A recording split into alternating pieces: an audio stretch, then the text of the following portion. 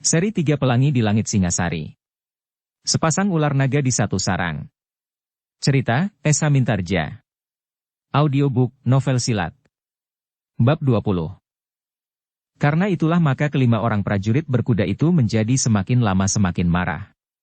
Rasa-rasanya kedua orang berpakaian putih di atas kuda putih itu dengan sengaja mempermainkan mereka. Meskipun jalan tidak begitu luas tetapi mereka berhasil hilir mudik di antara lawannya. Demikian tinggi kemampuan mereka bermain pedang, sehingga mereka bagaikan dengan mudahnya mampu menyusup di antara pedang lawan-lawannya. Dalam pada itu, beberapa orang prajurit berkuda yang menyusul di belakang mereka, semakin lama menjadi semakin dekat pula. Mereka dengan mudah dapat mengenali jejak prajurit yang mendahuluinya. Meskipun demikian, mereka tidak dapat berpacu secepat kuda yang saling mengejar di jalan itu pula, beberapa saat yang lampau, dan yang kemudian berhenti dan bertempur dengan sengitnya. Tetapi jalan lurus terbentang di hadapan mereka. Tidak ada jalan lain yang dapat ditempuh sebelum mereka mencapai simpang 3 di seberang sebuah padukuhan kecil. Dengan demikian kuda para prajurit yang menyusul itu pun dapat berpacu lebih cepat. Mereka menyusup sebuah padukuhan kecil dan kemudian muncul lagi di sebuah bulak panjang. Malam semakin lama menjadi semakin menipis. Cahaya yang kemerah-merahan menyala di langit sebelah timur, sehingga bulak itu pun rasanya menjadi semakin terang pula. Karena itulah maka dari kejauhan mereka sudah dapat melihat bayangan yang remang-remang bergerak-gerak di dalam kelamnya pagi seperti bayangan yang bergerak-gerak di atas layar yang kehitaman. Itulah mereka, desis pemimpin kelompok itu. Agaknya mereka sedang bertempur di tengah-tengah bulak. Iya, marilah. Kita harus menangkap mereka. Demikianlah maka prajurit berkuda itu berpacu semakin cepat. Debu yang putih terhambur di belakang kaki kuda mereka. Sementara warna langit semakin lama menjadi semakin merah. Dalam pada itu kedua orang berpakaian putih di atas kuda putih itu pun semakin lama semakin garang. Ia melihat warna langit yang semakin merah. Karena itu maka mereka pun menyadari bahwa waktu mereka akan menjadi semakin sempit. Apalagi ketika mereka sempat melihat di dalam samar-samar, beberapa orang berkuda mendekati arena pertempuran itu, maka mereka pun menyadari bahwa mereka tidak akan dapat bermain-main lebih lama lagi. Namun dalam pada itu, para prajurit berkuda yang berusaha menangkap kedua orang itu pun merasa bahwa mereka akan segera dapat menyelesaikan tugas mereka apabila kawan-kawan mereka itu telah terjun pula di dalam pertempuran. Karena itu, mereka berusaha agar kedua orang tidak dapat lepas dari ikatan pertempuran. Bahkan pemimpin kelompok prajurit berkuda yang sudah bertempur itu berkata, "Nah, apakah kalian berdua masih dapat menyombongkan diri?" Salah seorang dari kedua orang berkuda putih itu menyahut, "Kami tidak pernah menyombongkan diri kami. Kenapa kalian tidak menyerah? Itu bukan suatu kesombongan. Boleh saja kau sebut sebagai suatu bentuk ketakutan, karena sebenarnya kami takut dicincang atau diseret di belakang kudamu." Persetan, pemimpin kelompok itu menggeram. Namun kedua orang berkuda putih itu semakin menyadari bahwa waktu memang sudah terlampau sempit. Karena lagi maka salah seorang dari keduanya berkata, "Sebentar lagi matahari akan terbit. Kami adalah penghuni daerah malam hari. Karena itu, kami harus segera menyingkir bersama turunnya pagi. Kalian tidak akan dapat lepas dari tangan kami." Tidak ada jawaban. Tetapi salah seorang dari kedua orang berkuda putih itu tiba-tiba mengangkat pedangnya dan diputarnya beberapa kali. Setiap orang yang melihatnya, menyadari bahwa itu tentu suatu isyarat. Karena itu, maka mereka pun menjadi semakin berhati-hati dan bertempur semakin sengit. Apalagi sementara itu kawan-kawan mereka telah menjadi semakin dekat. Tetapi adalah di luar dugaan mereka, ketika tiba-tiba saja kedua orang berpakaian putih itu bagaikan menyerbu langsung ke tengah-tengah mereka. Begitu cepatnya sehingga hampir di luar kemampuan gerak mereka. Yang terjadi kemudian benar-benar telah menggetarkan dada para prajurit berkuda yang pilihan itu. Dalam gerakan yang tidak terduga-duga tiba-tiba saja pedang kedua orang berkuda putih itu bagaikan kilat yang menyambar di langit. Tiba-tiba saja terdengar senjata mereka berdentangan. Bukan benturan yang menimbulkan bunga api. Tetapi senjata para prajurit berkuda itu tiba-tiba saja terlepas satu demi satu. Setiap kali terdengar senjata gemerincing, maka sebilah pedang telah terlempar dan jatuh di tanah. "Gila!" teriak pemimpin kelompok prajurit berkuda itu. Tetapi ia tidak sempat meneruskan kata-katanya karena terasa pundaknya disengat oleh perasaan sakit, dan tanpa dapat bertahan lagi ia telah terlempar dari punggung kudanya. Keempat kawannya benar-benar terkejut mengalami peristiwa itu. Mereka bahkan bagaikan dicengkam oleh kebingungan sehingga untuk beberapa saat mereka justru diam mematung. Prajurit yang terjatuh dari kudanya itu menyeringai menahan sakit. Ketika ia meraba pundaknya, terasa pundaknya sakit sekali. Namun ia tidak menyentuh darah di pundaknya itu, sehingga ia pun kemudian menyadari bahwa orang berpakaian putih itu tidak menusuk pundaknya dengan senjata, tetapi pundak itu telah dipukulnya dengan tangannya. Dalam pada itu, selagi pemimpin kelompok itu menahan sakit, dan yang lain termangu-mangu tiba-tiba saja sekali lagi mereka dikejutkan oleh serangan orang-orang berpakaian putih itu. Yang kemudian terlempar bukan saya hanya satu atau dua orang dari para prajurit itu, tetapi mereka berempat hampir bersamaan waktunya telah terjatuh di atas tanggul parit di pinggir jalan. Bahkan seorang di antaranya telah tercebur ke dalam parit yang sedang mengalir. Selagi mereka mengumpat-umpat, mereka telah dikejutkan sekali oleh sesuatu yang hampir tidak mereka perhitungkan sebelumnya. Ternyata orang-orang berpakaian putih berkuda putih itu telah mengejutkan kuda-kuda mereka dengan sengaja, sehingga kuda-kuda itu melonjak dan berlarian cerai-berai. Kalian tidak akan dapat mengejar aku lagi, berkata salah seorang dari orang berkuda putih itu. Gila, teriak pemimpin kelompok yang masih memegangi pundaknya yang sakit, yang rasanya menjadi retak dan patah. Tetapi kedua penunggang kuda putih itu tidak menghiraukannya. Mereka pun kemudian meninggalkan orang-orang yang berteriak-teriak sambil mengacukan tinju mereka. Tetapi mereka sadar bahwa tanpa kuda, mereka tidak akan dapat mengejar penunggang kuda putih itu. Prajurit-prajurit itu menjadi semakin marah ketika dua orang berkuda putih itu melambaikan tangan mereka sambil berpacu meninggalkan prajurit-prajurit yang marah itu.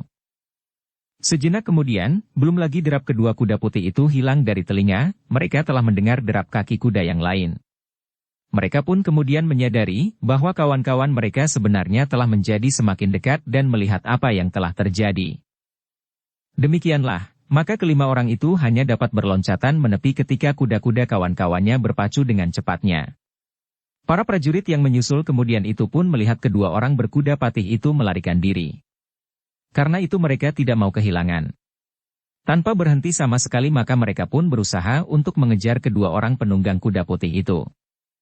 Sekali lagi mereka saling berkejaran.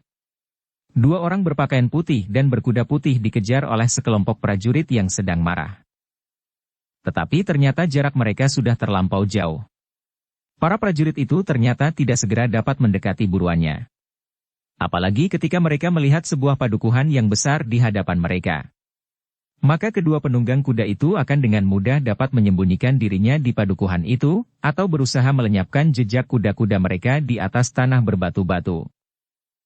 Meskipun demikian tetapi para prajurit itu tidak segera menjadi berputus asa.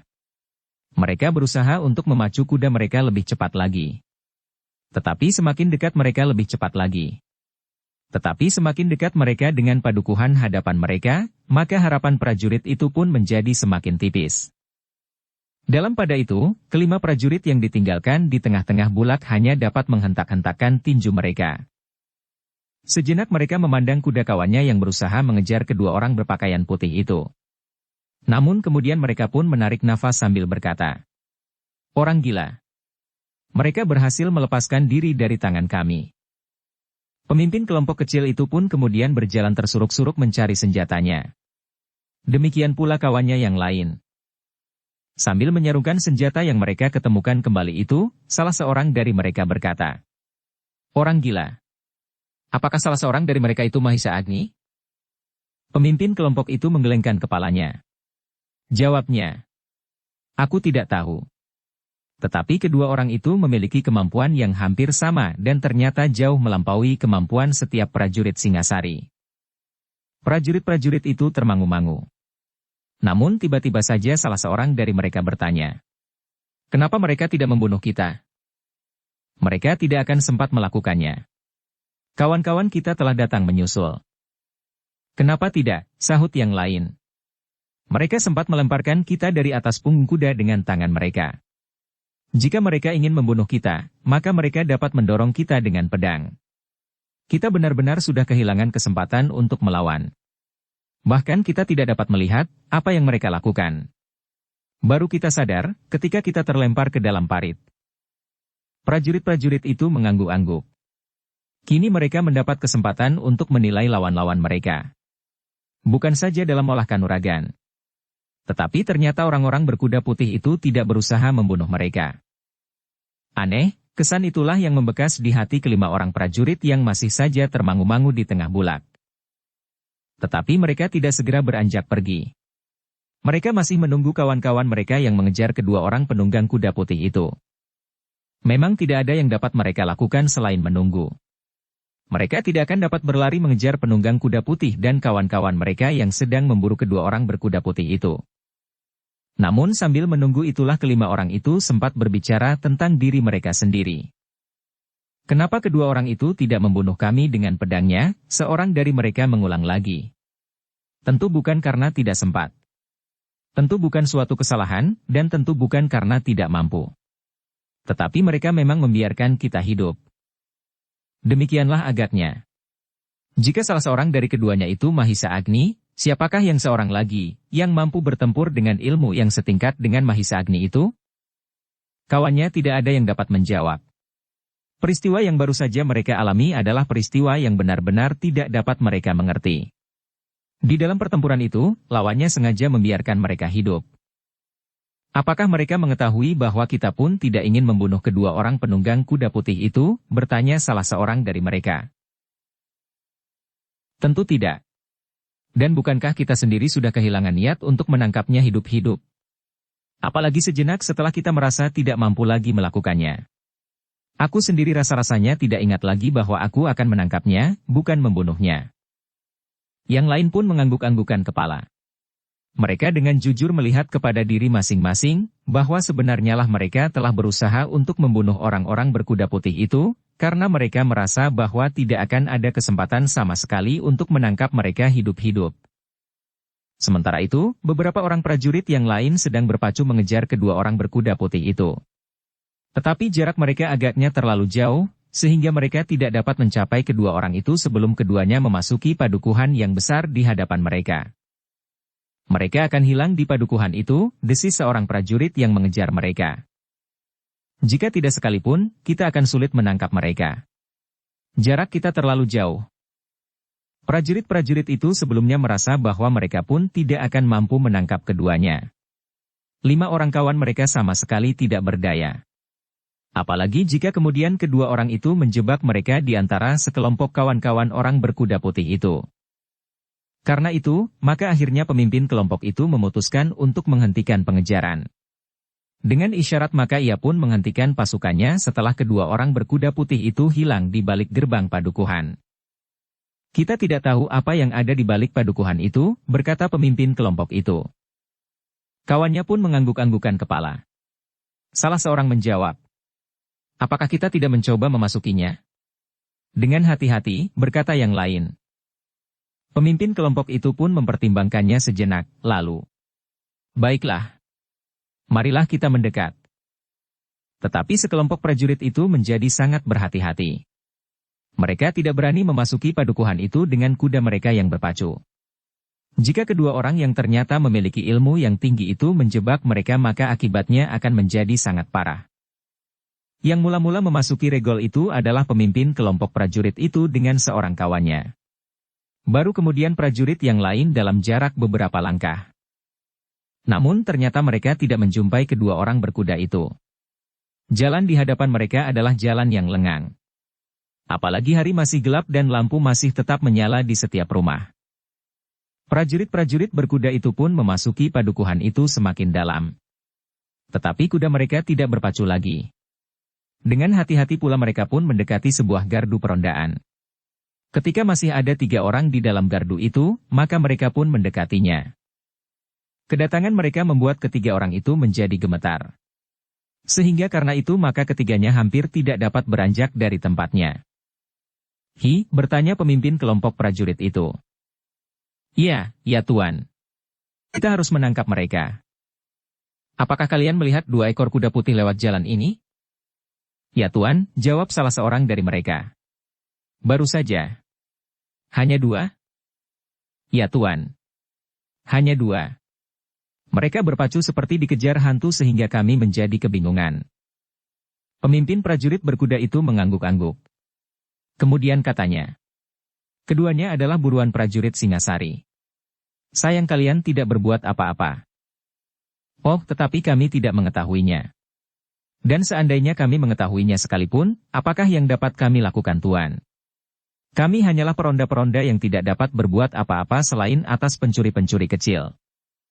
Prajurit-prajurit Singasari itu mengangguk-angguk. Mereka menyadari bahwa yang ada di gardu itu adalah peronda-peronda. Mereka tentu tidak akan dapat berbuat apa-apa. Jangankan para peronda. 5 orang prajurit berkuda itu pun tidak berhasil menahan dan apalagi menangkap kedua orang berkuda putih itu. Pemimpin prajurit Singasari itu pun kemudian telah mengambil keputusan dengan pasti. Mereka tidak akan dapat menangkap kedua orang berkuda putih itu. Jika prajurit yang terdahulu dapat menahan keduanya untuk waktu yang lebih panjang lagi, mungkin kita tidak akan kehilangan mereka sama sekali, berkata pemimpin prajurit berkuda itu. Kawan-kawannya mengangguk-angguk saja. Tetapi mereka pun menyesali kegagalan itu. Jika mereka lebih cepat sedikit, maka persoalannya akan berbeda. Sambil berkuda kembali, tiba-tiba saja pemimpin prajurit itu bertanya. Kenapa yang kita hadapi 2 orang berkuda putih? Ya, 2 orang. Laporan yang kita terima menyebutkan hanya seorang. Dan bukankah kesatria putih itu hanya seorang? Tetapi kita tidak berhadapan dengan kesatria putih. Kita berhadapan dengan orang lain. Kita tidak tahu apakah salah seorang dari mereka adalah Mahisa Agni. Prajurit-prajurit itu pun kemudian terdiam. Mereka tenggelam di dalam angan-angan masing-masing. Mereka mencoba untuk mencari jawaban, siapakah yang berkuda putih dan bahkan 2 orang itu. Ketika prajurit berkuda itu sampai di Bulak Panjang, maka mereka masih melihat ke-5 orang prajurit yang kehilangan kuda mereka masih berada di tempatnya. Agaknya mereka sedang menunggu. Namun ternyata di antara mereka kemudian terdapat 2 orang penunggang kuda yang lain. Siapakah yang telah menyusul kita? Bertanya prajurit itu. 2 orang prajurit pengawal, desis yang lain. Sebenarnya lah bahwa 2 orang prajurit telah menyusul mereka yang mendahului untuk mengejar orang berpakaian putih dan berkuda putih itu. Maka ketika para prajurit yang kembali dengan kegagalan itu sampai di antara kawan-kawan mereka, segera mereka bertanya. Apakah ada pesan yang dibawa oleh kedua orang itu? Kami hanya akan memberikan kepastian, jawab salah seorang dari keduanya. Bahwa orang berpakaian putih itu bukan Mahisa Agni. Mahisa Agni masih tetap benda di bangsalnya bersama beberapa orang pengawalnya. Keduanya bukan Mahisa Agni, bertanya pemimpin prajurit yang menghentikan pengejaran itu. Keduanya. Tetapi itulah yang aneh, bahwa ada 2 orang penunggang kuda putih yang dalam pakaian putih. Tentu keduanya adalah orang yang berlainan. Tentu. Apakah kau sedang bermimpi? Aku hanya ingin mengungkapkan keherananku bahwa ada 2 orang yang memakai pakaian putih itu.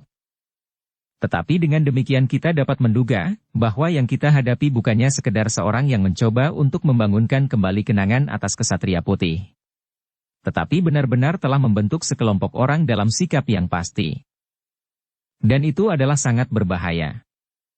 Kita akan melaporkan kepada para panglima, prajurit-prajurit itu mengangguk-anggukan kepala.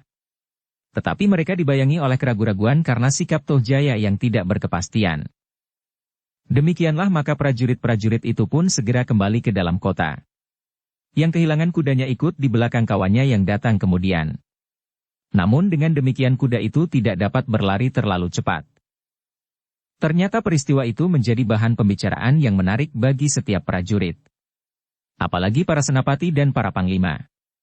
Mereka dihadapkan pada kenyataan bahwa meskipun orang berkuda putih itu bukan Mahisa Agni, namun memiliki kemampuan yang jauh lebih tinggi dari kemampuan para prajurit pilihan. Seperti yang dilaporkan oleh ke-5 prajurit yang kehilangan keduanya, bahwa kedua orang berpakaian putih itu dengan sengaja tidak membunuh mereka yang sudah kehilangan kesempatan untuk melawan. Bahkan dengan tangan mereka dapat melemparkan prajurit-prajurit itu dari kudanya. Padahal mereka adalah prajurit dan pasukan berkuda yang seakan-akan telah menjadi satu dengan kuda-kuda mereka di peperangan. Namun mereka tidak mampu berbuat apa-apa dan terlempar jatuh, sehingga mereka telah kehilangan kuda mereka. Para panglima pun tidak dapat memalingkan kenyataan itu. Mereka harus dengan sungguh-sungguh menghadapi keadaan yang menjadi gawat. Kebakaran yang membuat suasana kota menjadi tegang itu masih belum terungkapkan, maka mereka sudah digoncangkan oleh peristiwa berikutnya. Namun sebagian terbesar rakyat Singasari menarik garis hubungan antara kedua peristiwa itu meskipun ternyata tidak menemukan hubungan yang sebenarnya. Bahkan sebagian dari mereka justru menganggap kebakaran di rumah Lembu Ampal adalah dendam atas hilangnya Ranggawuni dan Mahisa Cempaka disusul oleh lenyapnya Lembu Ampal. Namun bahwa kelima prajurit yang dikalahkan oleh kedua orang berpakaian putih itu sama sekali tidak mengalami cedera itu pun mendapat perhatian pula dari para panglima dan senapati. Orang itu memang ingin membangunkan ingatan kita kepada Kesatria Putih, berkata seorang senapati. Dan mereka sedang berusaha menarik perhatian dan pengaruh atas prajurit Singasari. Beberapa orang yang mendengarnya mengangguk-anggukan kepalanya. Mereka pun sependapat bahwa tentu ada usaha yang lebih jauh dari pembakaran rumah dan sekedar mempertunjukkan kelebihan olah kanuragan. Satu hal yang menarik, bahwa Mahisa Agni tidak terlibat ke dalamnya. Ternyata bahwa ia masih tetap berada di bangsalnya, berkata senapati yang lain. Betapapun tinggi ilmu kedua orang berkuda putih itu, tetapi aku kira mereka masih belum menyamai Mahisa Agni, sahut yang lain. Jadi, apa maksudmu? Bagaimana jika kita pada suatu saat dapat mempergunakan Mahisa Agni? Pertanyaan yang tiba-tiba saja timbul itu justru menegangkan setiap orang yang mendengarnya. Beberapa orang saling berpandangan sejenak. Lalu salah seorang senapati berkata, Mahisa Agni bagi kita adalah seseorang yang kini diselubungi oleh rahasia yang besar. Kita tidak tahu pasti sikapnya yang sebenarnya. Ia dengan mudah dapat dibawa kembali dari Kediri. Tetapi di balik itu, ia dengan sengaja menunjukkan kekuatan pasukan Singasari yang ada di Kediri dan yang jelas berada di bawah pengaruhnya. Bahkan kemudian ia telah melanggar wewenang Maharaja Singasari dengan menunjuk seseorang menjadi penggantinya. Tetapi seorang panglima yang membawa tunggul kerajaan ada di antara mereka. Jika panglima itu dengan kekuasaan yang dilambangkan pada tunggul kerajaan menolaknya, maka semuanya itu tidak akan dapat terjadi. Menurut nalar memang demikian. Tetapi berhadapan dengan pasukan segelar sepapan, keadaannya akan berbeda. Yang lain mengangguk-angguk kecil. Dan senapati itu meneruskan. Kini Mahisa Agni ada di halaman istana dengan beberapa pengawal yang seakan-akan telah siap untuk membunuh diri jika diperlukan. Sungguh suatu sikap yang tidak dapat dimengerti. Tetapi Tuanku Tohjaya tidak dapat berbuat apa-apa atasnya dengan pertimbangan-pertimbangan tertentu, senapati itu berhenti sejenak, lalu. Dan sekarang, keadaan Singasari rasa-rasanya menjadi semakin parah. Tuanku Tohjaya seperti orang yang kehilangan dirinya sendiri. Hubungannya dengan Ibunda Ken Umang menjadi jauh, seperti tiba-tiba saja di antara mereka terentang jurang yang sangat dalam. Agaknya memang terdapat perbedaan pendapat antara Tuanku Tohjaya dengan Ibunda, potong yang lain. Itu wajar. Tetapi kali ini seolah-olah perbedaan pendapat itu tidak akan dapat bertemu sama sekali. Ibunda Tuanku Tohjaya sudah sering berusaha mendekati putranya. Tetapi Tuanku Tohjaya seperti orang yang sudah menjadi bingung terhadap dirinya sendiri. Dan tiba-tiba saja seorang senapati berkata, dan itukah orangnya yang kini memegang kekuasaan atas Singasari? Semua orang memandang senapati itu. Terasa dada mereka bergetar. Namun seakan-akan kata-kata itu langsung menyusup ke dalam pusat jantung. Namun bagaimanapun juga para senapati itu tidak dapat mengambil sikap apapun. Mereka masih harus menilai keadaan berikutnya. Setelah orang-orang berkuda putih, lalu apalagi yang bakal mereka lihat di dalam kota Singasari itu? Apapun sikap kalian secara pribadi, tetapi kalian adalah prajurit, berkata seorang senapati yang sudah mulai beruban ujung rambutnya. Karena itu kalian harus tetap bersiaga menghadapi segala kemungkinan. Sekarang kita melihat Tuanku Tohjaya dalam keadaan yang tidak dapat kita mengerti itu, tetapi mungkin besok lusa keadaannya akan berubah, dan ia akan dapat berdiri tegak di atas dampar yang telah tersedia untuknya itu. Kawannya mengangguk-angguk. Nah, sebaiknya kita tetap berada di dalam tugas kita masing-masing.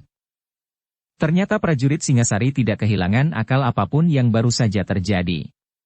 Mereka masih dapat menahan diri untuk menunggu perkembangan keadaan selanjutnya. Namun mereka sependapat bahwa orang berkuda putih itu tentu tidak akan menghentikan usaha mereka untuk menimbulkan kesan yang aneh pada prajurit-prajurit dan rakyat Singasari. Karena itulah maka setiap penjagaan justru telah diperkuat. Terutama regol yang memisahkan lingkungan kota Singasari. Dalam pada itu, kedua orang berkuda putih itu pun setelah berhasil melepaskan diri dari para prajurit, segera kembali ke tempat persembunyian mereka. Dengan senyum yang menghiasi bibirnya Mahendra, salah seorang dari kedua orang berkuda putih itu berkata, "Yang kita lakukan barulah langkah yang pertama." "Ya, agaknya memang demikian," sahut Witantra, seorang yang lain di atas kuda putih itu. "Selanjutnya, Lembu Ampallah yang akan mengambil bagian. Kita akan menunggu saat yang tepat untuk berbuat lebih banyak lagi." Prajurit Singasari agaknya telah menjadi bingung menghadapi keadaan yang tidak segera dapat mereka mengerti ini. Di saat-saat berikutnya, Lembu Ampal telah mengambil bagian pula untuk membuat Singasari menjadi semakin kisruh. Meskipun yang terjadi tidak pernah merenggut nyawa, tetapi kadang-kadang benar sangat mengganggu ketenangan. Sebuah jembatan kayu yang kuat telah roboh di malam hari. Suaranya bagaikan menggoncangkan padukuhan-padukuhan di sekitarnya. Ketika pada pagi harinya para prajurit mengadakan penelitian, maka dilihatnya tali temali jembatan itu telah putus. Tetapi nampak dengan jelas bekas-bekasnya, bahwa tali-tali yang putus itu adalah akibat dari kesengajaan. Bekasnya nampak jelas, guratan pada tali temali itu, sehingga mengakibatkan jembatan itu roboh sama sekali. Para panglima menjadi gelisah pula. Setiap malam penjagaan menjadi semakin diperkuat. Para prajurit terpercaya hampir tidak mendapat kesempatan untuk beristirahat sama sekali sehingga mereka nampak menjadi sangat letih. "Kita tidak akan dapat tinggal diam," berkata Panglima Pengawal. "Tuanku Tojaya tidak dapat dibawa berbicara dalam saat-saat terakhir. Kita harus mencoba." Demikianlah para panglima itu pun menghadap Tojaya yang nampak kusut dan lemah. Ketika para panglima menghadap, ia pun menjadi tegang dan bertanya, "Kalian akan mengganggu aku lagi?" "Tuanku," berkata Panglima Pelayan Dalam. "Tuanku adalah seorang maharaja dari sebuah negara yang besar, yang mempersatukan banyak telatah yang terbentang dari ujung barat sampai ke ujung timur. Sudah sewajarnya lah bahwa tuanku memperhatikan keadaan Singasari sebaik-baiknya." "Kau menggurui aku, bentak Tojaya. "Ampun tuanku. Hamba tentu tidak akan berani berbuat demikian. Jika hamba menghadap tuanku, sebenarnya lah hamba semuanya akan mohon perlindungan tuanku." Tojaya mengerutkan keningnya. Lalu ia pun mulai bertanya, "Ada apa sebenarnya?" Panglima Pelayan Dalam itu menarik nafas dalam-dalam. Dengan hati-hati ia berkata, "Tuanku, hamba sekalian yang menghadap adalah pengemban perintah tuanku. Para panglima dan senapati. Seperti yang pernah tuanku dengar, bahwa Singasari telah diguncangkan oleh peristiwa-peristiwa yang kurang dapat hamba mengerti. Karena itu, sebaiknya tuanku memanggil para pemimpin pemerintahan dan para pemimpin keprajuritan. Apakah yang sebaiknya kita lakukan bersama untuk mengatasi persoalan yang berlarut-larut ini?" Tojaya tidak segera menjawab. Kali ini agaknya ia mau mendengarkannya. Tetapi tiba-tiba saja ia membentak. "Itu adalah persoalan kalian. Kalian adalah prajurit dari kesatuan manapun juga. Kalianlah yang berkewajiban untuk menenteramkan kekisruhan semacam itu. Bukan orang lain. Apakah yang dapat kau ketemukan dari para pemimpin pemerintahan?" "Tuanku, para pemimpin pemerintahan akan dapat memberikan banyak petunjuk. Mungkin ada persoalan-persoalan yang langsung atau tidak langsung menyangkut ketidakpuasan beberapa golongan dari lingkungan. Menurut Ceritera, kehancuran Kediri pada masa pemerintahan Tumapel dipegang oleh Sri Rajasa adalah karena Kediri tidak menghiraukan persoalan yang timbul di kalangan rakyatnya.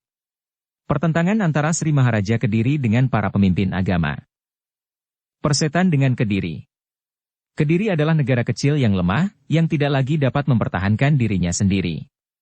Tentu kau tidak dapat memperbandingkannya dengan Singasari yang besar sekarang ini. Dan jika kau mengangkat kalian pada pimpinan keprajuritan, tentu dengan harapan bahwa kalian dapat mengatasi semua kesulitan." Para panglima hanya dapat menarik nafas dalam-dalam. Dan tiba-tiba saja seorang panglima berkata, "Tuanku, apakah sudah cukup jika hamba sekalian ini berusaha untuk meredakan keadaan semata-mata dengan memperhatikan bidang kami? Maksud hamba sekalian, apakah sudah cukup dengan kekerasan saja? Jika kita hanya melakukan kekerasan, maka yang kita selesaikan adalah persoalan yang ada di permukaan saja. Kita tidak menghentikan sebab dari kekisruhan itu. Aku tidak peduli. Itu adalah urusanmu. Kau akan dapat berbuat apa saja. Tetapi jangan ganggu aku. Tuanku, berkata Panglima pasukan tempur yang masih agak muda. Apakah dengan demikian tuanku mempercayakan segalanya kepada hamba sekalian ini? Tohjaya membelalakan matanya. Katanya, kalian adalah orang-orang yang paling bodoh. Jika aku mengangkat kalian pada jabatan kalian sekarang ini, tentu aku percaya kepada kalian. Pergilah. Lakukanlah kewajiban kalian dengan baik, agar aku tidak memaksa kalian untuk mengundurkan diri atau memaksa kalian untuk membunuh diri di hadapanku. Para panglima itu berpandangan sejenak. Tohjaya benar-benar tidak dapat diajak berbicara lagi. Apakah dengan demikian berarti Singasari tidak lagi diperintah oleh seorang maharaja? Pertanyaan itu timbul di setiap hati. Baik para panglima, senapati maupun para prajurit yang kemudian mendengar persoalan itu. Tetapi para panglima memang tidak dapat membiarkan keadaan semakin memburuk, yang dapat mereka lakukan untuk sementara adalah memperkuat penjagaan di segala tempat. Di pintu-pintu gerbang dan di gardu-gardu perondaan di dalam kota. Bahkan peronda yang berkeliling pun gelombangnya dipersingkat dan dengan demikian hampir setiap saat nampak beberapa orang prajurit di sepanjang jalan. Namun dalam pada itu, di antara penjagaan yang ketat, telah timbul kecurigaan yang semakin mendalam di antara para prajurit. Bahkan para panglima dan senapati selalu bertanya di dalam hati, apakah salah seorang dari mereka beserta pengikutnya telah membuat kekacauan itu. Selagi semua perhatian tertuju kepada pengamanan kota, maka orang itu telah mempersiapkan diri untuk merebut kedudukan Tohjaya yang sebenarnya memang sudah tidak dapat dianggap sebagai pelindung lagi. Dan yang paling parah, setiap orang dapat disangka berbuat demikian. Setiap orang dapat dituduh ingin memanfaatkan keadaan yang goyah itu untuk kepentingan pribadi masing-masing. Karena itu, maka setiap orang mencoba untuk mengingat pada saat dua orang berkuda putih itu dikejar-kejar oleh beberapa orang prajurit, siapakah yang tidak nampak pada pusat pimpinan bersama untuk mengemudikan perintah pengamanan di dalam kota. Tetapi mereka tidak segera menemukan. Pada saat berita bahwa orang berkuda putih itu lewat regol kota, maka setiap panglima pun segera mendapat pemberitahuan, dan mereka telah berkumpul untuk mengawasi langsung usaha penangkapan yang gagal itu. Bahkan ketika seorang senapati melihat ke bangsal Mahisa Agni, maka ia pun berada di bangsalnya pula. Ketidakpastian sikap dan keraguan-raguan telah menguasai hati setiap panglima. Dipertajam lagi oleh kecurigaan dan ketidakpercayaan yang satu dengan yang lain. Dengan demikian maka mereka pun tidak membicarakan setiap persoalan dengan terbuka. Pada saat yang demikian itulah maka Lembu Ampal menganggap bahwa saatnya memang sudah masak. Namun demikian ia masih minta kepada Witantra dan Mahendra untuk sekali-sekali mengganggu para prajurit dengan kuda dan pakaian putihnya. Bahkan pada suatu saat Mahendra telah menyerang sekelompok peronda di dalam kota. Begitu tiba-tiba ia meloncat dari kegelapan. Meskipun ia tidak berkuda putih, tetapi pakaiannya masih menunjukkan ciri penunggang kuda putih. Kalian tentu mengenal kesatria putih, berkata Mahendra. Omong kosong. Kesatria putih adalah tuanku Anusapati. Aku adalah Anusapati, berkata Mahendra yang menutup sebagian wajahnya dengan kerudung putihnya. Bohong. Tuanku Anusapati sudah wafat. Seperti kau lihat, aku masih hidup. Tentu bukan tuanku Anusapati. Anusapati telah wafat di arena sabung ayam. Kenapa? Prajurit itu termangu-mangu sejenak. Meskipun ia tidak melihat sendiri, tetapi setiap orang pernah mendengar, terutama para prajurit, bagaimana Anusapati terbunuh oleh Tohjaya. Meskipun demikian, setiap prajurit pendukung Tohjaya, seakan-akan mempunyai kewajiban untuk tidak menyebutkannya. Karena itu, maka prajurit itu pun kemudian menjawab. Tuanku Anusapati terbunuh dalam kerusuhan yang terjadi. Para pengawal tidak dapat mengendalikan kebencian yang meluap kepada tuanku Anusapati saat itu.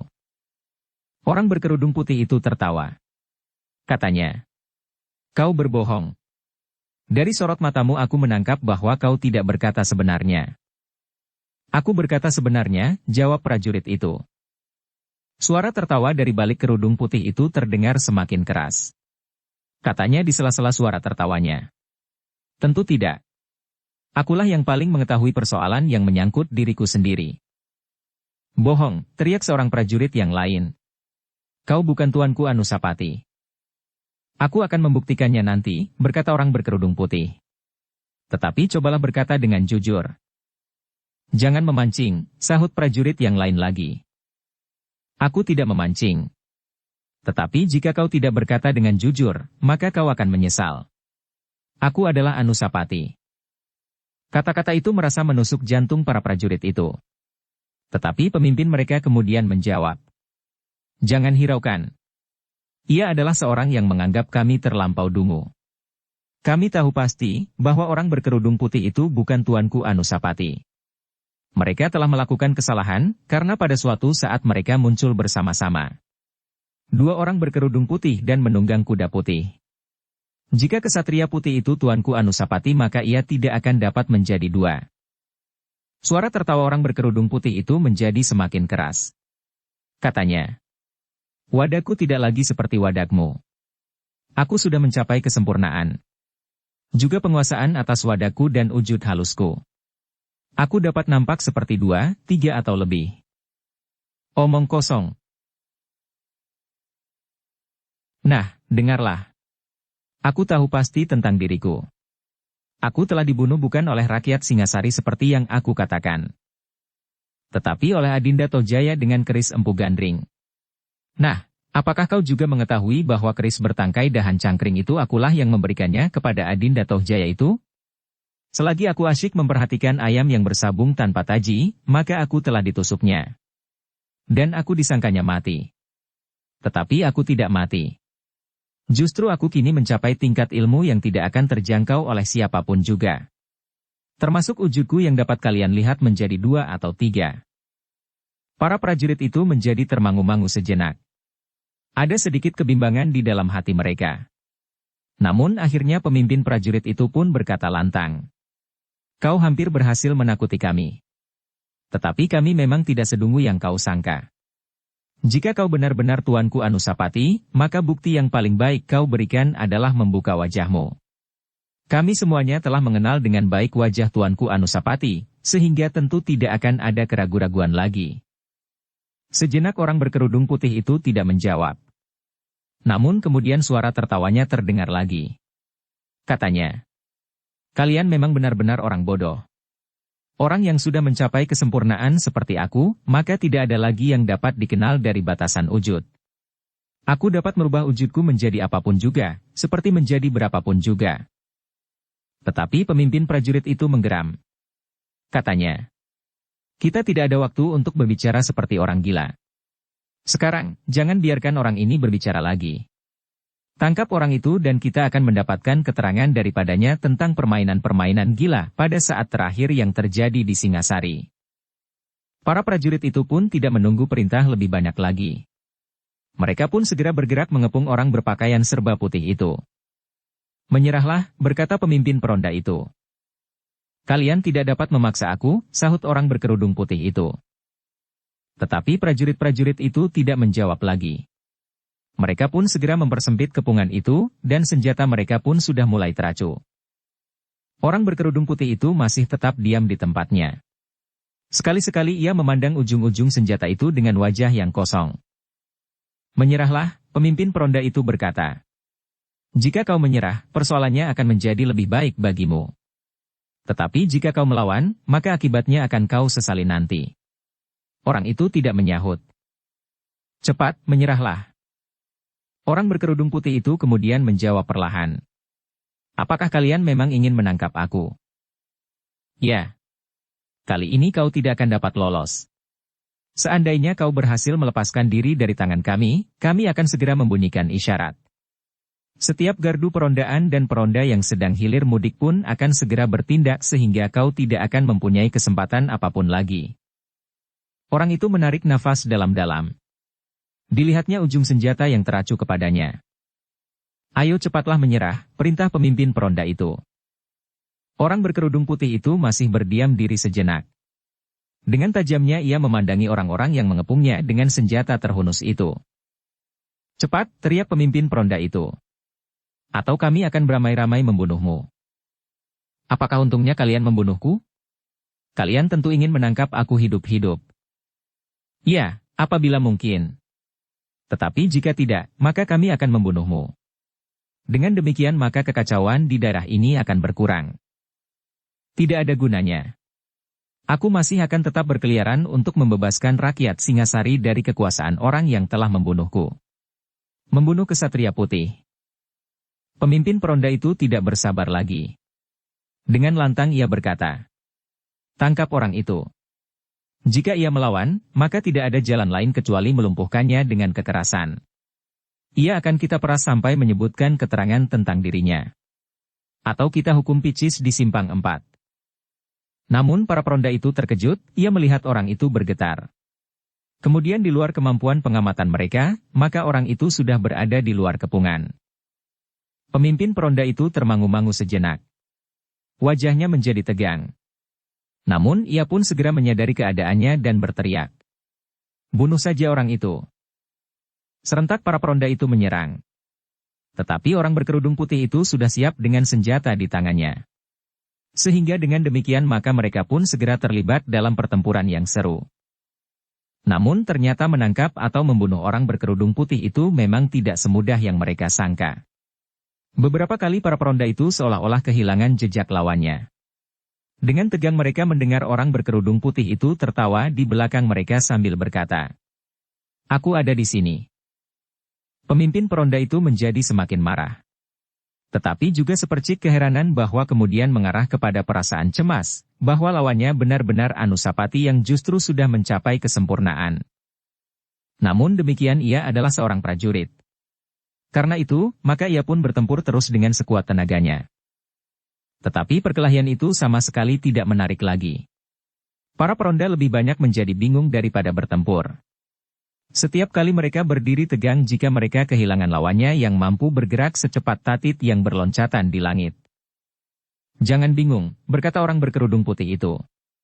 "Jika kalian dapat menangkap hantu, kalian akan dapat menangkap aku."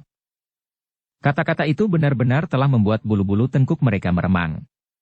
Lawan mereka itu benar-benar seperti hantu yang dapat bergerak tanpa menyentuh tanah. Meskipun demikian, mereka masih mencoba untuk tetap bertabah hati. Mereka masih menyerang terus. Ketakutan dan kecemasan mereka semakin lama menjadi semakin tajam menusuk jantung. Tetapi karena sampai saat terakhir belum ada di antara mereka yang terluka apalagi terbunuh, mereka pun masih juga mencoba untuk bertempur. "Kami tidak dapat menyentuhnya," berkata salah seorang dari mereka di dalam hati. "Tetapi agaknya hantu putih itu pun tidak dapat menyentuh kami." Karena dugaan itu, maka beberapa orang di antara masih mencoba terus. Namun mereka bertanya juga di dalam hati. "Jika demikian, apakah gunanya kita bertempur? Tentu tidak akan ada akhirnya sampai kami pingsan kelelahan." Tetapi tiba-tiba saja orang-orang yang bertanya-tanya di dalam hati itu terkejut ketika salah seorang dari prajurit itu berdesis tertahan. Sepercik darah mereka memancar dari luka yang tergores di bahunya. "Luka," salah seorang dari mereka menggeram. Sebenarnya lah bahwa orang berkerudung putih itu bukan sekedar bayangan hantu yang tidak dapat disentuh dan tidak dapat menyentuh. Karena salah seorang dari mereka ternyata telah terluka di pundak. Meskipun luka itu agaknya tidak parah, tetapi darah telah mengalir dari luka itu. Selagi para prajurit itu termangu-mangu, maka orang berkerudung putih itu berkata di antara suara tertawanya, "Jangan terkejut. Aku dapat membuat luka lebih dalam lagi di pundak, bahu bahkan di perutmu. Tetapi aku kira itu tidak akan ada gunanya karena kesatria putih sama sekali tidak ingin memusuhi kalian. Yang aku lakukan sekarang adalah memberitakan kehadiranku. Sebentar lagi Anusapati akan kembali ke atas tahta Singasari. Jika aku sendiri tidak lagi memerlukan kedudukan itu, maka anakkulah yang akan datang kepada kalian dan memerintah kalian seperti aku sendiri melakukannya." Para prajurit itu menjadi bingung sejenak. Tetapi ketika suara tertawa orang berkerudung putih itu mereda, maka pemimpin peronda itu pun menyadari keadaannya. Lawannya bukan hantu, tetapi seseorang yang memiliki ilmu tiada taranya. Karena itu, maka ia pun segera meneriakkan aba-aba untuk membunyikan isyarat. Sejenak kemudian terdengar suara kentongan memecah sepi yang menyelubungi kota. Dan suara itu pun kemudian menjalar dari kentongan yang satu ke kentongan yang lain, sehingga seluruh kota menjadi sibuk karenanya. Para prajurit segera bersiaga. Sebagian ada di gardu masing-masing, sedang yang lain dengan kesiagaan yang tertinggi, menyusuri jalan-jalan kota untuk menemukan orang yang selama itu telah mengganggu ketenangan kota Singasari. Mereka pasti bahwa orang berkerudung putih itu telah berada di dalam kota karena mereka sudah bersetuju untuk memberikan tanda yang khusus jika salah seorang prajurit melihat orang berkerudung putih itu ada di dalam kota. Dalam pada itu, maka setiap regol pun seolah-olah telah tertutup rapat. Tidak ada seekor kelinci pun yang dapat keluar meninggalkan kota tanpa menembus penjagaan. Bahkan lorong-lorong sempit yang menghubungkan kota dengan daerah di luarnya pun mendapat pengawasan dengan saksama. Bukan saja peronda yang berjalan dari sebuah mulut lorong ke muka lorong yang iayen, tetapi beberapa orang prajurit dan para peronda di setiap padukuhan dengan berdebar-debar menunggui lorong-lorong itu tanpa mengedipkan mata. Orang yang memakai kerudung putih itu pun mendengar bahwa di seluruh kota telah terdengar bunyi tanda yang khusus baginya. Namun ia masih sempat tertawa dan berkata, "Tidak ada gunanya. Tidak ada seorang pun dari isi Singasari yang dapat menangkap aku. Kami akan menghubungi Mahisa Agni. Kau akan ditangkapnya dan dicincangnya," sahut seorang prajurit dengan tiba-tiba. Sejenak orang berkerudung putih itu terdiam. Tetapi kemudian ia menjawab, "Mahisa Agni seolah-olah sedang ditawan di dalam bangsalnya setiap kali ia keluar, maka para prajurit selalu mengawasinya. Apalagi jika ia keluar dari halaman istana. Karena itu, ia tidak akan dapat melakukan seperti yang kau katakan. Untuk kepentingan seperti ini, ia tentu tidak akan berkeberatan." Orang berkerudung putih itu tertawa, katanya. Tetapi ternyata bahwa ia tidak keluar dari bangsalnya meskipun ia mendengar suara tengara itu. "Aku tidak akan cemas sama sekali. Tetapi aku harus pergi. Jika aku tidak pergi, dan para prajurit yang lain datang mengepungku, maka korban akan berjatuhan. Aku tidak akan sekedar menggores pundak atau punggung atau lengan. Tetapi aku akan menyobek lambung dan barangkali memenggal kepala sampai putus." "Kau tidak dapat pergi," bentak pemimpin prajurit itu. Dan berbareng dengan itu, maka yang lain pun telah mengepungnya pula. Tetapi seperti yang telah terjadi, orang itu dengan mudahnya dapat menembus kepungan itu sambil berkata, "Tunggulah. Sebentar lagi kawan-kawanmu akan datang. Tetapi aku sudah pergi jauh sekali. Selamat tinggal kawan-kawan yang baik." Belum lagi gema suaranya lenyap, orang berkerudung putih itu pun telah meloncat dan lenyap ke dalam lorong sempit. Para prajurit itu mencoba untuk mengejarnya.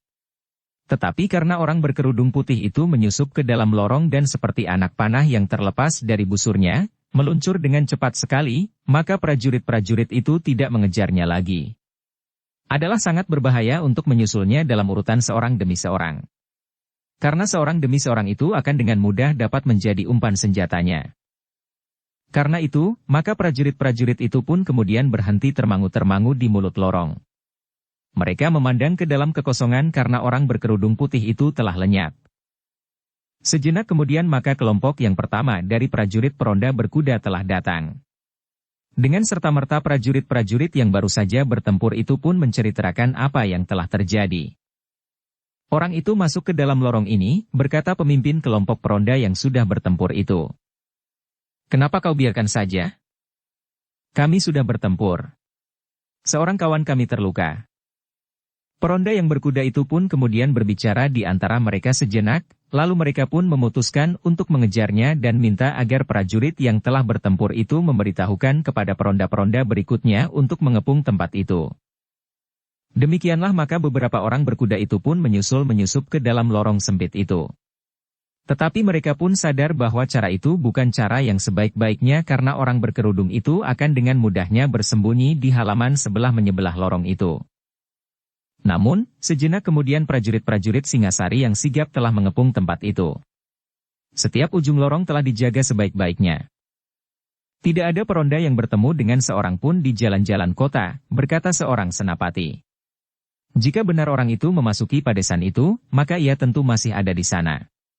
Kita akan mengepungnya dan mencari dari rumah ke rumah yang lain sampai pagi.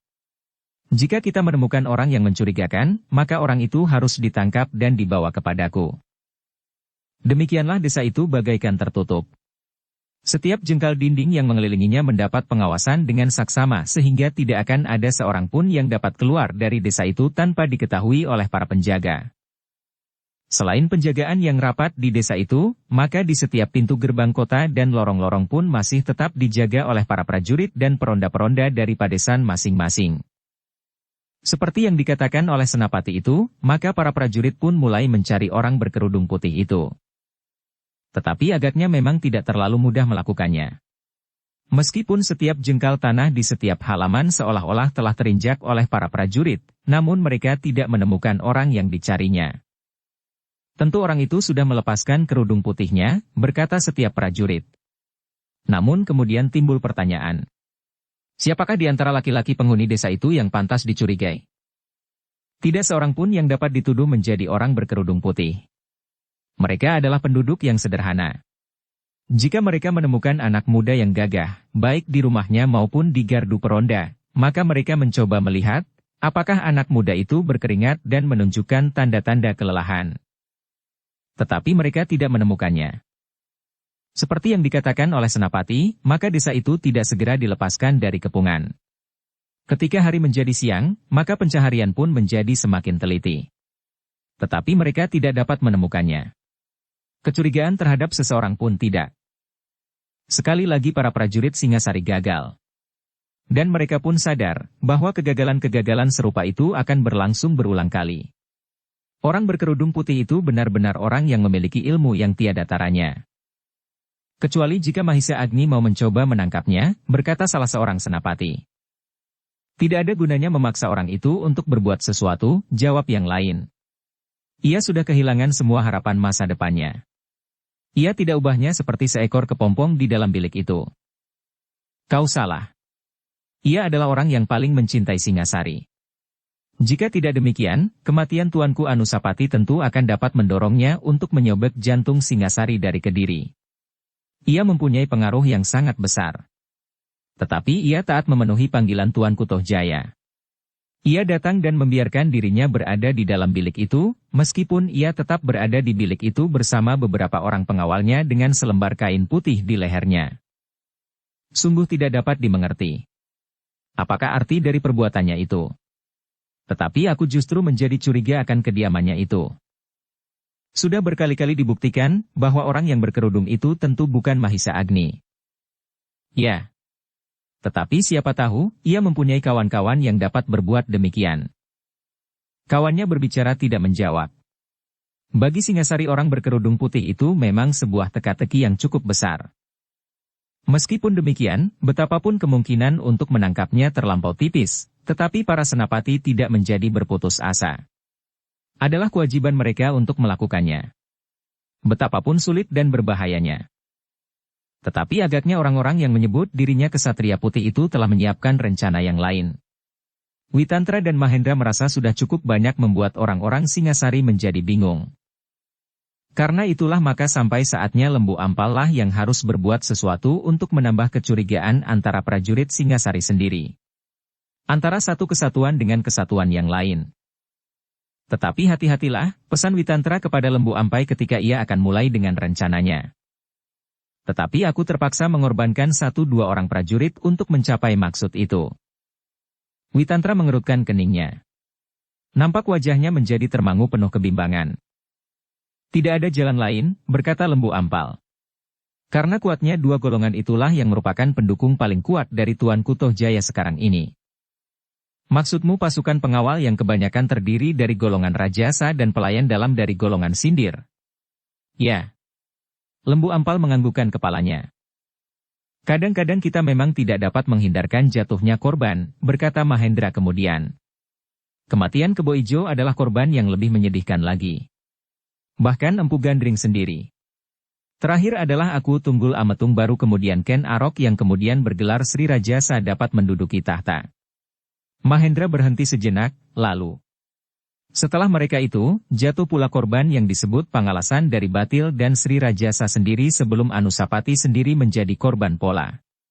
Korban-korban itu memang masih akan berjatuhan, sampai saatnya tahta kembali kepada yang berhak sesuai dengan keturunannya. Witantra menarik nafas dalam-dalam. Agaknya memang tidak ada jalan lain untuk mencapai tujuan tanpa jatuhnya korban. Mereka adalah lawan kita, berkata Lembu Ampal. Tetapi kita belum turun ke medan peperangan. Aku tidak dapat melihat jalan lain, desis Lembu Ampal. Akhirnya Witantra tidak dapat menolak lagi. Memang tidak ada jalan lain yang dapat ditempuh. Jalan yang direncanakan Lembu Ampal adalah jalan yang paling sedikit menelan korban.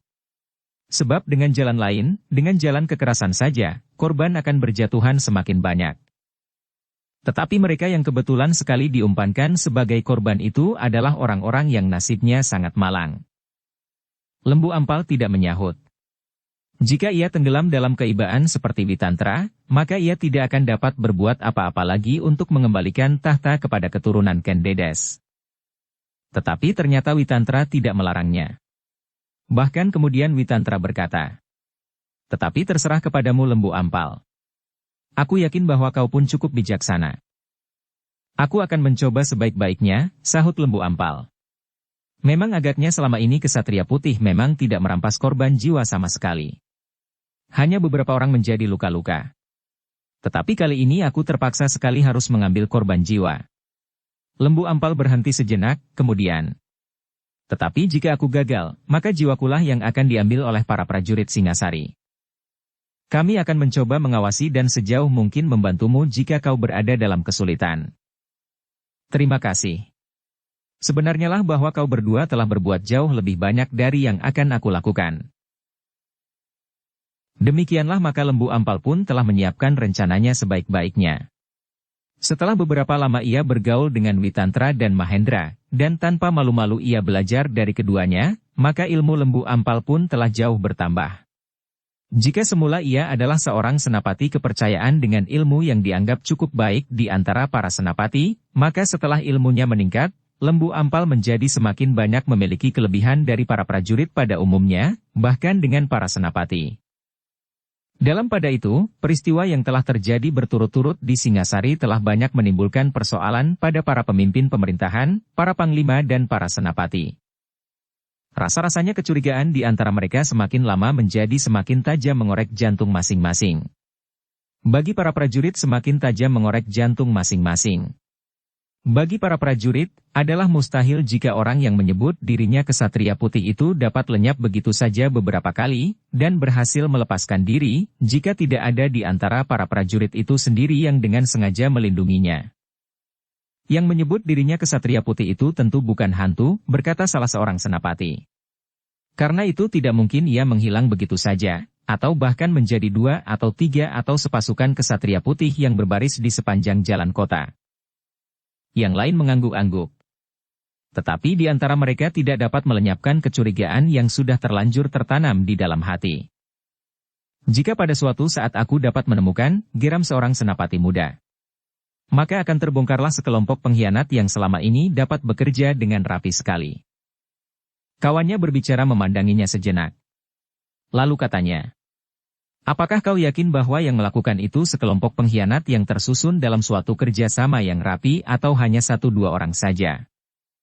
"Tentu sekelompok orang," tiba-tiba seorang prajurit yang lain menyahut. Ketika kedua prajurit yang sedang berbicara itu berpaling, dilihatnya seorang senapati dari pasukan yang lain duduk di belakang mereka. Seperti acuh tidak acuh saja senapati itu meneruskan.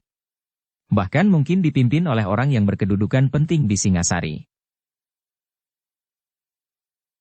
Kedua prajurit yang semula bercakap-cakap itu memandang senapati yang tanpa diduga berada di belakangnya itu dengan sorot mata yang aneh. Namun pada sorot mata itu terpancar kecurigaan. Tetapi keduanya tidak menanggapinya. Keduanya akhirnya berdiam diri tanpa menjawab lagi. Namun demikian, ternyata di bagian lain dari istana Singasari, ketika para peronda di malam hari nganglang di taman, sekelompok pelayan dalam memandang 2 orang dari pasukan pengawal yang melintas di hadapan mereka dengan pandangan mata yang penuh kecurigaan pula. "Aku tidak dapat mempercayai pasukan pengawal lagi," berkata salah seorang pelayan dalam.